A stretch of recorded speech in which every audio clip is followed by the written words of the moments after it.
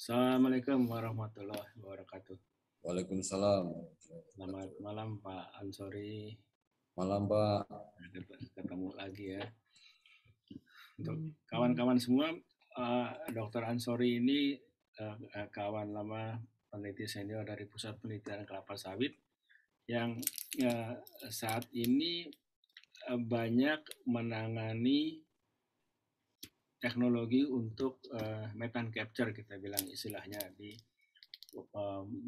pabrik kelapa sawit. Saya mungkin berikan gambaran sedikit ya Pak, kenapa kita bicara soal methane capture ini. Nanti lebihnya nanti Pak Ansori yang tolong dijelaskan. Jadi gini, kalau kita baca di media itu banyak yang mengatakan di luar ini bahwa kelapa sawit kita atau produk kelapa sawit kita atau CPO dari CPO crude palm oil kita itu banyak ditolak oleh beberapa negara lah. Dalam hal ini yang saya ikuti aja ya dari International Civil Aviation Organization ICAO, dan dari yang kita dapat juga dari namanya di Eropa itu mereka punya Renewable Energy Directive. Sebenarnya bukan ditolak, tapi artinya mereka membuat kriteria-kriteria bahwa biofuel yang bisa diakui oleh mereka itu adalah biofuel yang memenuhi kriteria lingkungan yang mereka tetapkan. Bukan hanya untuk palm oil, untuk berbagai dari asalnya, dari berbagai itulah, dari tanaman lain-lain. Di mana dalam listnya itu termasuk yang dari palm oil. Oke, yang kita concern di dalam daftar mereka itu, mereka menyampaikan nilai default. Nilai default itu adalah nilai apa ya namanya, nilai acuan lah kali gitu. Bahwa kalau biofuel yang digunakan berasal dari palm oil itu, dia bilang nilai LCA-nya, yaitu nilai total emisinya itu sangat tinggi, sehingga tidak memenuhi kriteria mereka untuk dianggap sebagai biofuel yang bisa menurunkan emisi.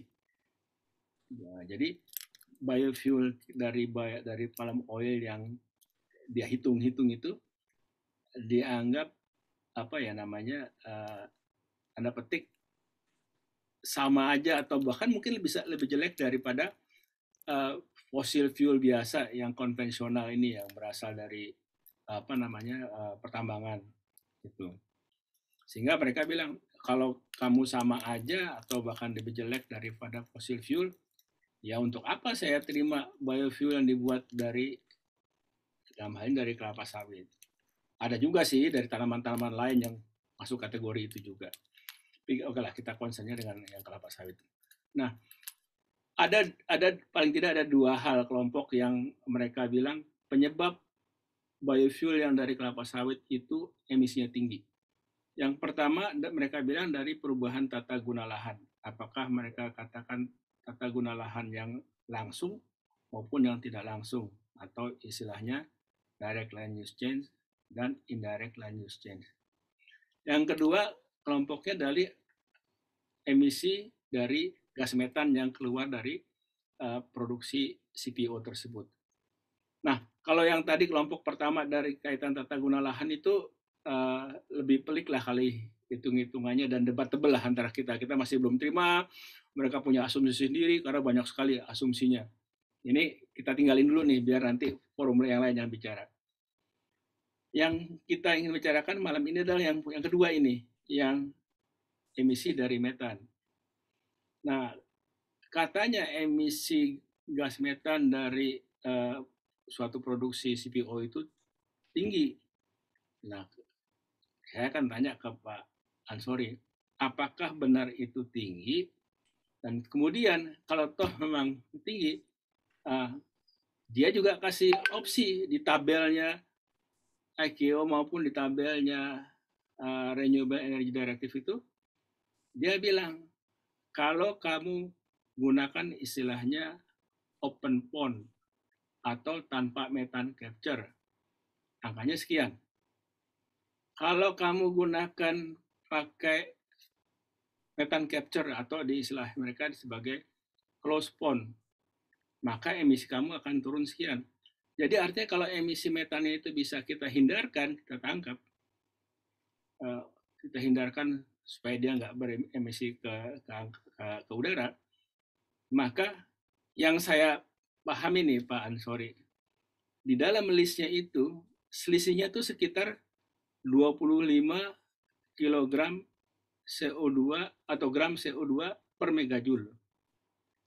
Jadi itu dari nilainya yang kurang lebih kalau kita nggak pakai itu, nilai kita antara 90 atau 100, sekitar 25%-nya saja bisa kita saving, kita turunkan kalau kita menggunakan teknologi methane capture.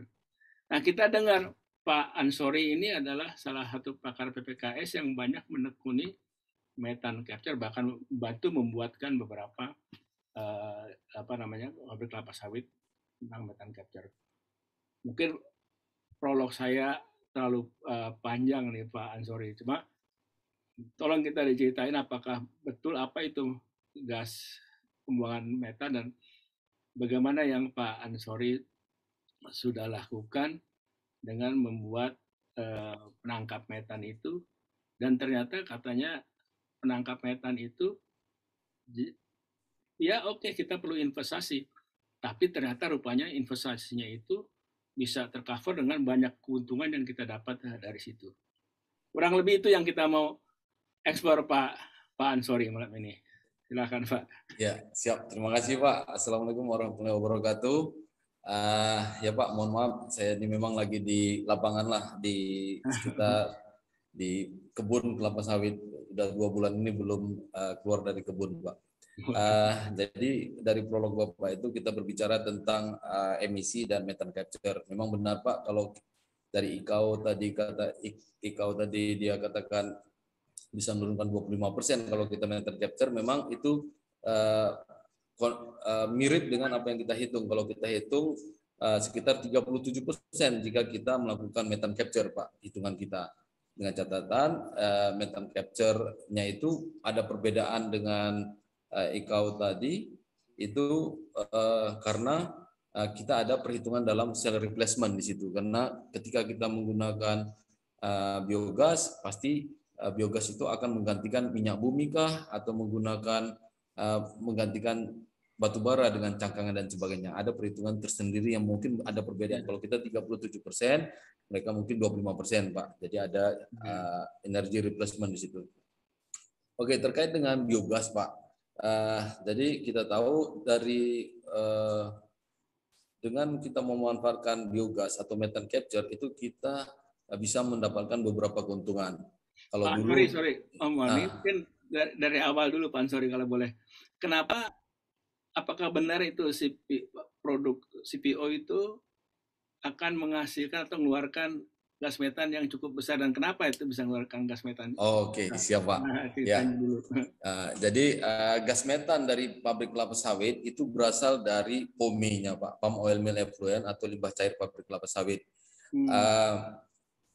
POME itu dari per ton TBS yang diolah itu akan menghasilkan sekitar 60% atau 0,6 meter kubik Pak. Jadi kalau kita ngolah pabrik kelapa sawit 1 ton TBS akan menghasilkan sekitar 0,6 meter kubik POME. Atau kalau kita menghasilkan 1 ton CPO itu diperlukan 5 ton TBS dengan rendemen 20%. Artinya setiap 1 ton CPO akan menghasilkan atau mengeluarkan atau diperlukan air atau menghasilkan POME itu sebesar 3 meter kubik Pak, lebih kurang. Jadi kalau 3 kubik POME Pak. Jadi 1 ton CPO itu akan menghasilkan lebih kurang 3 kubik POME. Itu neraca masanya Pak, perhitungannya. Oke, setiap 1 meter kubik CPO, 1 meter kubik gas POME Pak, itu akan bisa menghasilkan biogas yang tidak sedikit Pak, tergantung kepada kandungan POME-nya. Biasanya kita nilai dari nilai COD-nya. Jadi kalau rata-rata ya Pak, kalau nilai COD-nya 50.000 ppm, COD itu dalam arti chemical oxygen demand ya Pak. Nilai COD-nya 50.000 itu lebih kurang itu akan menghasilkan 50.000 bagi 0, ya cukup besar lah Pak sebenarnya Bumi. Atau kalau satu pabrik kelapa sawit ya kita bicara skala besar ya Pak. Satu pabrik kelapa sawit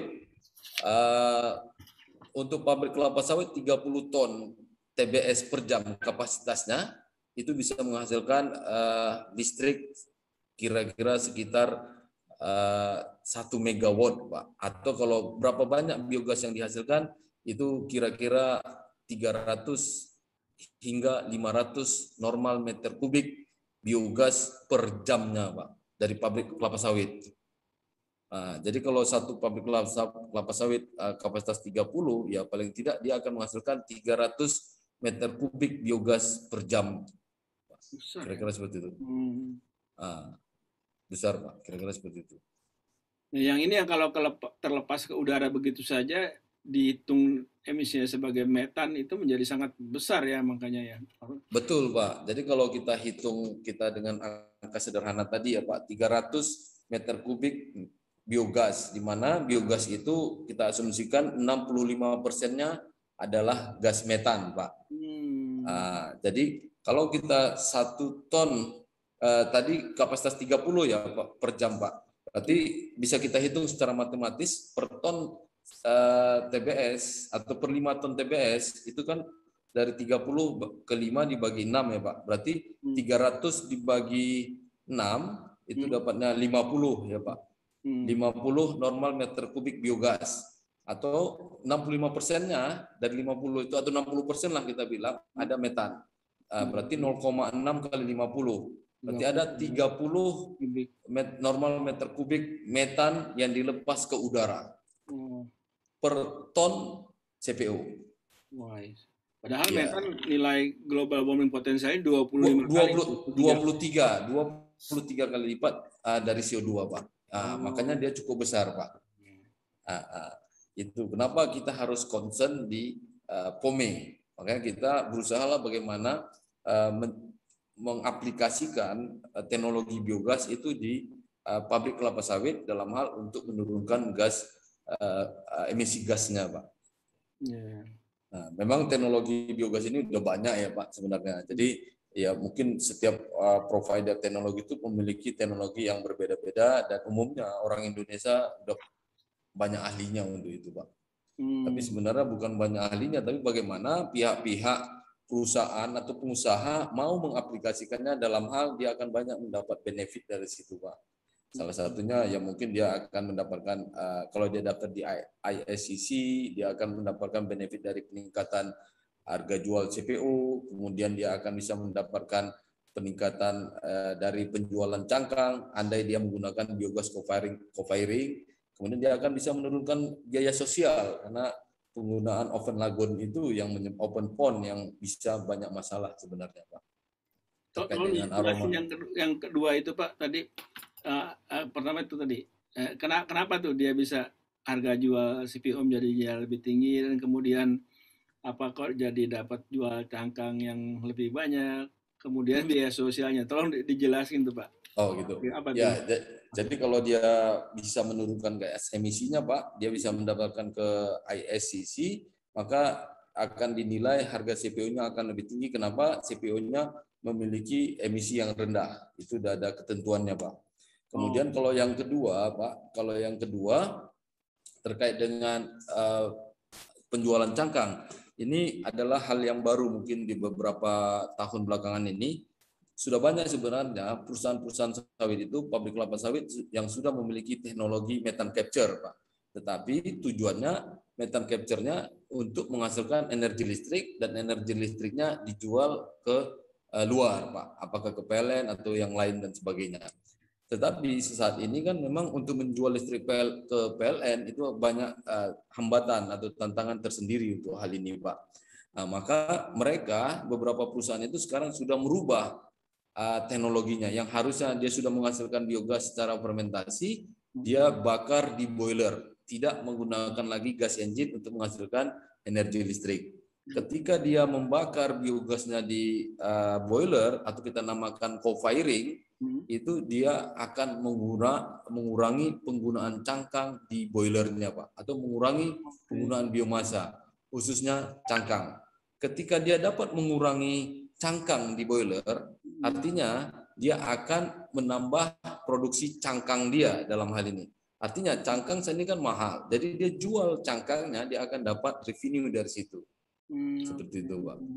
Jadi beberapa perusahaan kelapa sawit sudah berpikir kalau selama ini pabrik kelapa sawit hanya 2 produk, yaitu CPO dan PKO, sekarang mereka sudah berpikir produknya jadi 3. Produk ketiganya itu adalah cangkang, Pak. Kenapa harga cangkang cukup menjanjikan saat ini, Pak? Kira-kira seperti itu, Pak. Oke. Oh, jadi cangkang yang selama ini kalau kita lihat di pabrik kelapa sawit itu kan itu ya selnya tuh kulitnya yang keras yang kecil-kecil itu. Betul, Pak, Kalau yang hancur cuma pecah.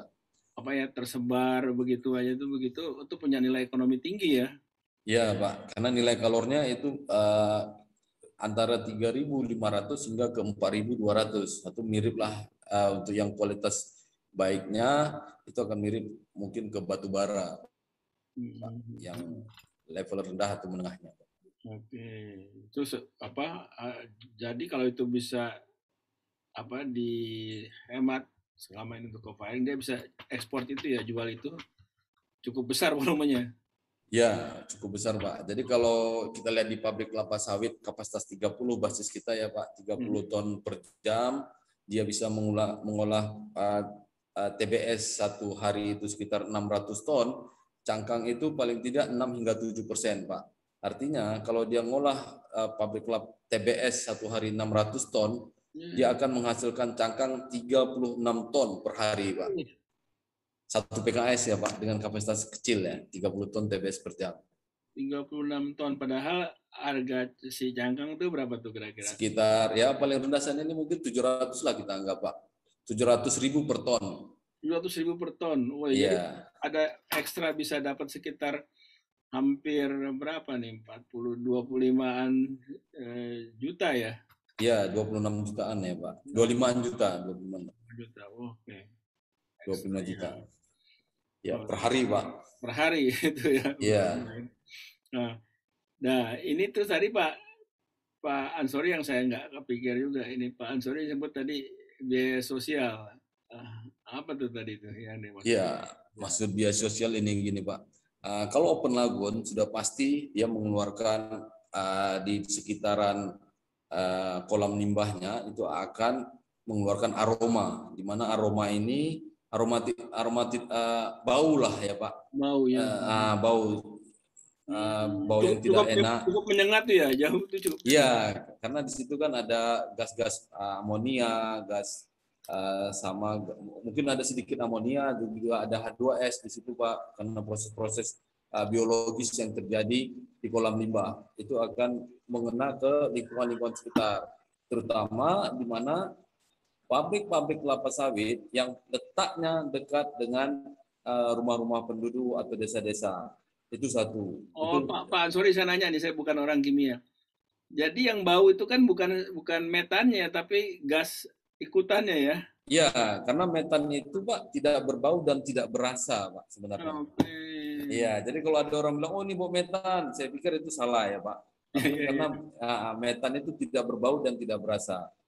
Dan itu artinya apa namanya, komponennya dari sulfur atau apa tadi yang berbau itu memang secara otomatis ada di situ ya, otomatis dari limbah itu ada pasti ya. Ada, Pak. Jadi kalau kita ke pabrik kelapa sawit ke daerah kolam limbahnya yang pertama kedua itu kan secara biologis, Pak, anaerobik ya, itu otomatis dia akan mengeluarkan gas-gas yang berbau, Pak. Yang kedua, biaya sosial terkait dengan ya secara umum pabrik kelapa sawit itu perlu air yang banyak, Pak. Jadi pembangunan pabrik kelapa sawit itu biasanya dekat dengan sumber air. Sumber air dalam hal ini adalah sungai, Pak, atau danau atau waduk seperti itu. Ketika dia posisinya dekat sungai dan kolam limbahnya pasti dekat dengan pabrik kelapa sawit, bisa saja terjadi air limbahnya masuk ke sungai, Pak. Nah, kalau dia tidak memiliki sistem teknologi antisipasi seperti itu, misalnya ada banyak sekarang yang menggunakan land aplikasi, Pak, namanya. Nah, dia artinya limbah sawitnya dikirim ke tanamannya, ke kebunnya. Tapi kalau dia tidak memiliki teknologi land aplikasi, akan sangat mungkin menyebabkan terjadinya luapan limbah masuk ke sungai. Ketika limbah masuk ke sungai, maka efeknya banyak yang terjadi. Baik biotanya, ikannya akan mati, kemudian airnya yang harusnya jernih jadi tidak jernih, atau menghasilkan aroma-aroma yang khas dari pabrik. Kalau ini terjadi, maka banyak biaya yang urusan terkait dengan sosial dalam hal ini, Pak. Jadi kalau kita memiliki teknologi yang baik, ada methane capture, itu akan jauh lebih aman daripada kalau kita tidak menggunakan methane capture tersebut, Pak. Oke, jadi bisa nggak kita simpulkan bahwa sebetulnya kalau kita menggunakan methane capture atau awamnya kita bilang menggunakan ke crossbone itu, 3 manfaat itu bisa kita dapat, baik harga penjualan CPO-nya yang naik, dapat lagi kelebihan dari cangkang yang bisa kita jadikan uang, kemudian biaya sosialnya, sehingga sepertinya investasi kita yang kelihatannya harus kita lakukan untuk membuat si methane catcher atau untuk pond itu dengan pakai biodigester, jadi gunakan gasnya, itu investasinya uh, sudah pasti lebih banyak manfaatnya sebetulnya ya, kalau kita mau bercapek-capek di awal itu. Iya, betul, Pak. Jadi kalau menurut kami ya pasti kalau investasinya itu ya lebih saat ini kan sudah banyak, seperti saya katakan tadi, provider untuk teknologi itu sudah banyak. Jadi harganya otomatis akan turun. Kalau dulu mungkin untuk pembangunan biogas itu di atas 20 miliar untuk pabrik kelapa sawit, sekarang sudah bisa menyentuh di 15 miliar untuk pabrik kelapa sawit. Kemudian dia akan dapat revenue, Pak, dari cangkangnya. Misalnya dia dapat berapa banyak cangkang yang dia dapatkan dengan penggunaan biogas co-firing, itu bisa kita dapatkan revenue atau keuntungan, sehingga bisa menutupi biaya investasi untuk pembangunan biogas co-firing tersebut, Pak. Ditambah lagi dia bisa mereduksi biaya sosial, dia bisa menambah pendapatan dari adanya peningkatan harga jual CPO. Iya. Ya, ini saya hitung-hitung tadi Bapak bilang 36 ton apa namanya cangkang aja. Kalau sekitar 700.000 kita ambil jadi 30 juta sehari, maka setahun sudah lebih dari 10 miliar. Udahlah, Ya. investasinya itu sekitar 15 miliar. Belum lagi kita hitung yang lain, manfaat yang lain. Ya, tapi ngitungnya agak beda, Pak. Karena ya agak beda. Karena gini, Pak, untuk dia tanpa menggunakan biogas co-firing, sebenarnya cangkangnya sudah berlebih, Pak, di pabrik itu. Gitu. Jadi dari yang 30 juta rupiah misalnya tadi per hari, dia itu kira-kira minimal 1/4 dari situ akan dapat, Pak, bertambah. Jadi ada cangkang yang terpakai di pabrik kelapa sawit, tapi dengan adanya biogas, cangkangnya itu yang berlebih akan lebih banyak lagi, sebesar 25%. Ya, ada penambahan cangkang 25%. Jadi kalau tadi 30 juta ya kira-kira per hari sekitar 7,5 juta lah, Pak, atau 8 juta. Nah, lumayan, setahun 2,5 miliar juga tuh. Iya, ya dia dapat 6 tahun. Tapi kan dia ada faktor lain, Pak. Ada faktor lain, dia bisa dari ISCC-nya, dari biaya sosial, mungkin tenaga dan lain-lainnya lah, bisa ada di sini. Ya 5-6 tahun udah balik modal harusnya, Pak. Iya. Apalagi tadi itu, apalagi kalau kita melihat itu sangat menentukan apakah si CPO itu diterima apa enggak. Itu kan itu luar biasa ini ya. Jadi kalau kita bergerak secara nasional, kita mewajibkan itu ya pengusaha harus mau harusnya, Pak. Karena kita ingin mengejar CPO kita bisa digunakan untuk energi terbarukan, khususnya misalnya untuk jet fuel, dan kita juga bisa menurunkan kewajiban kita menurunkan gas rumah kaca di tahun 2030. Betul. Sekaligus juga Iya. kita bisa menurunkan bagian dari gas rumah kaca kita di tahun bagian dari National Determined Contribution dari NDC kita. Iya, NDC ya betul Pak. Ya, jadi kita banyak keuntungannya Pak. Dari segi pengusahanya dia bisa dia beri modal, dia mengeluarkan investasi, tapi dia ada revenue, tapi secara global Indonesia kita bisa dapat target kita untuk menurunkan NDC tadi Pak. Aduh, bukan main penjelasannya Pak Ansori. Senang banget saya hari ini dapat banyak ilmu. Aduh.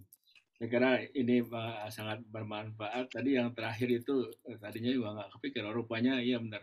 Secara nasional itu akan sejalan sekali dengan upaya pemerintah untuk menurunkan, bukan pemerintah, Indonesia lah, untuk sebagai negara untuk menurunkan emisi. Pak Ansori, terima kasih banyak Pak atas penjelasannya. Nanti kalau ada beberapa contoh atau fotonya dari methane capture atau apa untuk menambah pengetahuan kita, boleh juga di-share ya Pak Ansori ya. Boleh Pak. Oke. Terima kasih Pak ya. Siap Pak. Selamat malam. Sukses selalu Pak Ansori. Ya, siap Pak. Warahmatullahi wabarakatuh. Waalaikumsalam warahmatullahi wabarakatuh. Saya akhiri recording ya Pak Ansori.